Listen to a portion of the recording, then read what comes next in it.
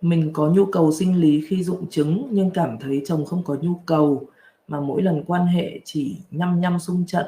Dù có đạt cực khoái nhưng em vẫn thấy trống tránh.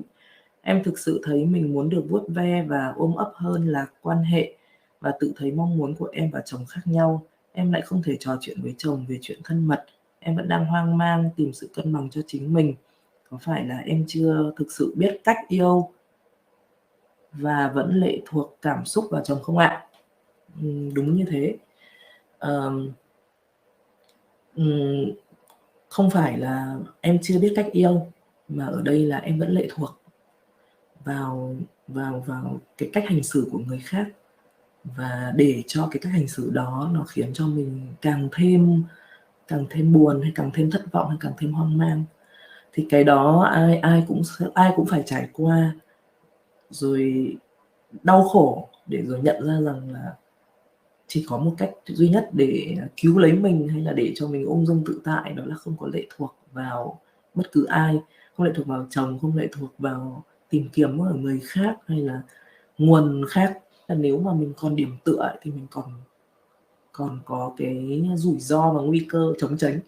Khi không có điểm tựa nào cả thì và vẫn đang luôn hiện diện, không có một điểm tựa nào hết, thì chả bao giờ ngã, chả bao giờ thất vọng, chả bao giờ chống tránh cả. Nói chả bao giờ ở đây có nghĩa là cái chống tránh đó nó được nhận ra rất là nhanh, và nó được giải tỏa rất là nhanh, và nó được thấu hiểu rất là nhanh. Cái buồn, cái thất vọng nó cũng có thể thấy được và tan biến rất là nhanh, chứ không phải chả bao giờ có nghĩa là một người vô cảm mà không bao giờ thấy một cái cung bậc gì của vui hay buồn. Thì trong trường hợp này em hãy có mặt cho chính mình khi mà đến thời kỳ rụng trứng, và khi mà cảm thấy rất là dạt dào tình yêu. Thông thường mình cũng hay mặc định ấy, là khi mình thấy dạt dào yêu thương thì mình phải có một đối tượng để bắt nó phải nhận ấy, và nó phải hồi đáp ấy. Thế nhưng mà nếu như giả sử em bước vào một khu vườn hay là một cái nơi rất là đẹp và em thấy dạt dào tình yêu, em muốn hét lên hay gì đó, muốn nhảy lên, em muốn cười, em muốn bay, em không thấy là em cần phải chặt cây hay phá rừng hay là hái hoa để thể hiện là mình yêu như thế nào những cái bông hoa này. Em cũng sẽ không thấy là bông hoa phải nở to hơn, hay phải vươn về phía em, hay là nắng phải dọi hết vào người em để để em thỏa mãn được cái cảm giác này. Và khi mà mình hay mặc định là mình cứ có cảm xúc đấy thì lại phải có một người để tương tác với mình, để cho mình giải tỏa cái cảm xúc đó, thì thực ra là mình cũng đang không có tận hưởng cái cảm giác đó đâu, mà mình đang muốn xả nó ra vào ai đó.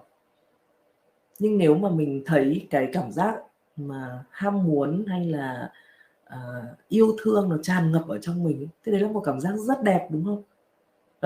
Nó chỉ trở nên rất là xấu xí khi mà mình dùng nó để buộc một ai đó, hoặc dùng nó để buộc mình, hay là trấn áp nó, hay là bị đắm chìm vào nó và cứ đi tìm kiếm và đi muốn phải có lại nữa.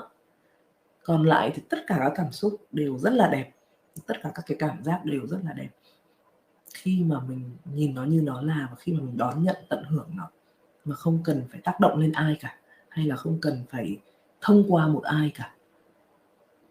Thế thì quay lại về căn bản, đó là mỗi tháng thì chị em hay là anh em có một cái thời gian mà cảm thấy là dạt dào và hưng phấn và yêu đời và thấy thiết tha tràn ngập, thì đấy hãy tận hưởng nó.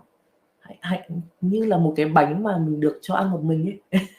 Có người khác thì mình chia sẻ cùng, và không có thì hãy thưởng thức nó trọn vẹn, mà không thấy bức bối vì không có ai để ăn bánh đấy cùng với mình. Không mặc định là mình phải chia sẻ với ai, hay là bắt buộc người ta phải phản hồi theo cách này hay cách khác.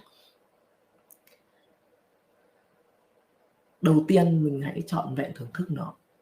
Còn ai mà đến xin ăn bánh thì lúc đấy tính sau nhé.